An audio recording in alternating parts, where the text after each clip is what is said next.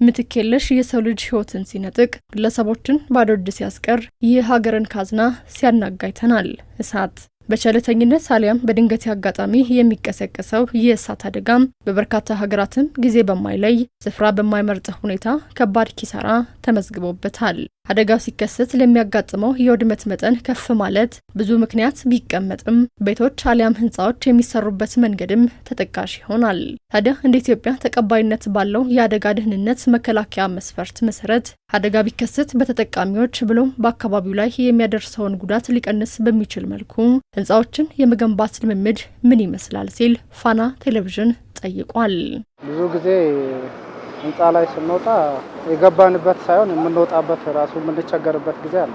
እነዚህ ደግሞ ብዙ ህንፃዎች የአደጋ መውጫ ጊዜ የላቸው። በጣም ስጋት ያሳድራል።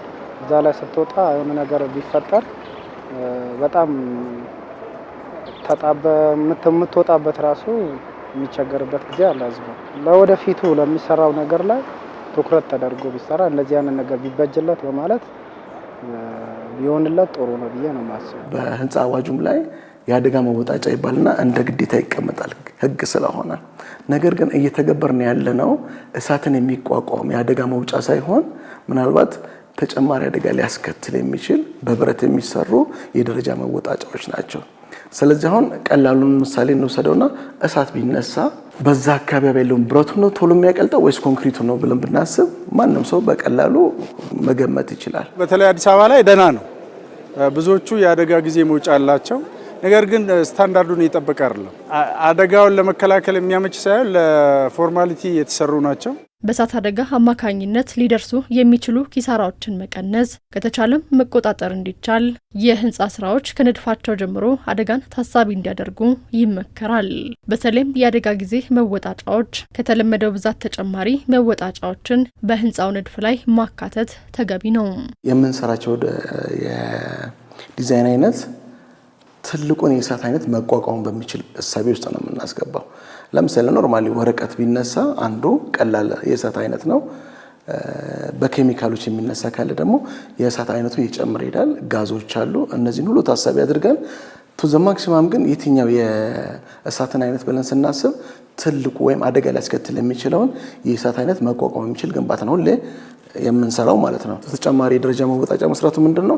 አደጋ ሲከሰት ሰው በድንጋጤ ተንጋግቶ ስለሚወጣ 3-4 መውጫ ካለ ግን የመውጣት አክሰሱን እንደ አማራጭ ይወስዳል። ኖርማሊ አንድ ስቴርኬስ ካለን ግን ያንን ብቻ ከሚያደርጉ ተጨማሪ የደረጃ መወጣጫ እንደ የህንፃው አይነት 2-3-4 ደረጃ መወጣጫ ሪኮማንድ ይደረጋል። በእሳት አደጋ የሚደርሰውን ውድመት ለመከላከል ህንፃዎች የተደራጀ የእሳት ማጥፊያ መሳሪያዎችን ጨምሮ በሰውና አካባቢ ላይ የሚያደርሰውን ጉዳት መቀነስ የሚያስችሉ አማራጮችን ያካትቱ መሆን እንደሚገባቸው በህግ ተደንግጓል።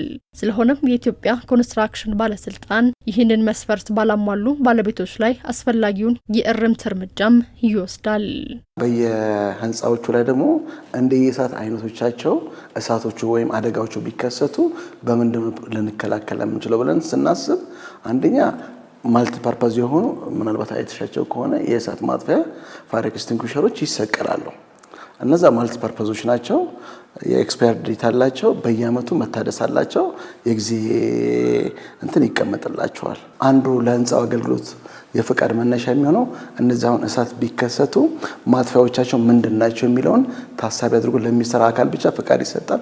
ካልሰራ ግን እዛ ህንፃ ውስጥ ደግሞ የሰው ልጅ ገብቶ እንዳይገለገል የፍቃድ ክልከላ ይደረግበታል። ሰርቬይ አድርገን ነበር። ባለፈው አመት አዋጅ ወጥቶለታል፣ መመሪያ ወጥቶለታል።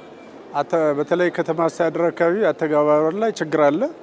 እሱ እንዲፈታ አዋጁንም ጭምር አዋጁም ክፍተት ስለነበረው አሻሽለናል።